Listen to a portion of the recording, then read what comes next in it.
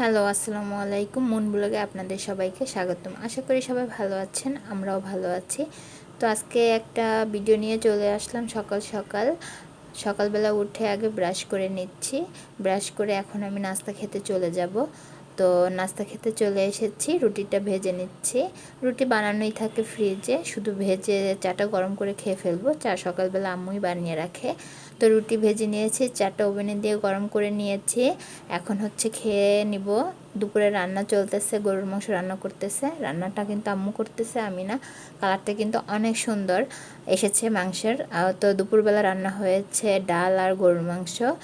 দুপুরে আমি গোসল করে নিয়েছি, এখন খেতে চলে যাব সোজা। খেতে চলে এসেছি।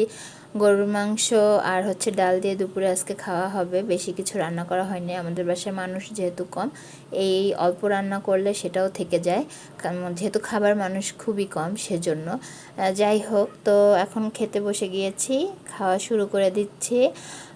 যেহেতু আমি আর আম্মু দুপুরবেলা বাসায় দুজনেই থাকি আর দুজনেই খাই, আমাদের বাসায় আর তেমন কেউই নাই। এখন খাওয়া দাওয়া শেষ করে ঘুমোতে চলে যাব। ছেলেকে আগে ঘুম পাড়িয়ে নিচ্ছি, ছেলেকে ঘুম পাড়িয়ে নিয়েছি। এখন হচ্ছে আমিও শুয়ে পড়বো ওর সাথে। বিকেলে আমার হচ্ছে খাবার পরে 1 ঘন্টা হলো ঘুমোতে হয়, না হলে ভালো লাগে না। যাই হোক, ঘুম থেকে উঠে এখন সন্ধ্যার নাস্তার জন্য চলে যাচ্ছি। এই যে সন্ধ্যার নাস্তা আজকে নুডলস করব। নুডলস দিয়ে নাস্তা করে এখন হচ্ছে একটু বাহিরে যাব। বাহিরে বলতে আমার অনেক দিন ধরেই হচ্ছে দাঁতের ট্রিটমেন্ট করাচ্ছি, এজন্য হচ্ছে প্রত্যেক দিন সন্ধ্যার পরে যেতে হয়। প্রত্যেক দিন বলতে একদিন পরে পরে আমার শিডিউল থাকে ওখানে, তো এজন্য যেতে হয়। দাঁত ট্রিটমেন্ট করা যে মানে আগে আমি খুবই ভয় পেতাম, এজন্য মানে সমস্যা হলেও যেতাম না, কিন্তু এখন যেহেতু সমস্যাটা একটু বেশি হয়ে যাচ্ছে, যে কারণে আর কি যেতে হইতেছে। আর হচ্ছে অনেক দিন, প্রায় 1 সপ্তাহ হয়ে গিয়েছে যাচ্ছি একদিন পরে পরে। তো সাথে ছেলেকেও নিয়ে যেতে হয়, ও অনেক দুষ্টামি করে ডক্টরের কাছে গিয়ে, মানে ও অপেক্ষা করাটা, ও আসলে ওকে নিয়ে অপেক্ষা করা খুবই কষ্টের।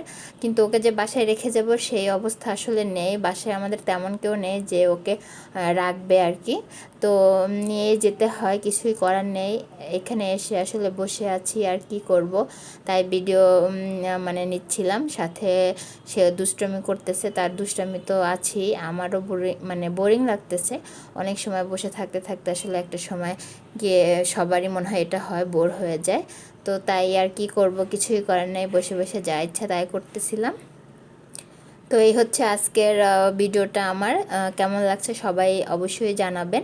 ভিডিওটা আর বড় করব না, এখানেই শেষ করে দিচ্ছি। ডক্টর দেখে আমরা এখন বাসায় চলে যাব। তো সবাই ভালো থাকবেন, আল্লাহ হাফেজ। আমাদের জন্য বেশি বেশি করে দোয়া করবেন, আপনাদের জন্য থাকবে অনেক ভালোবাসা।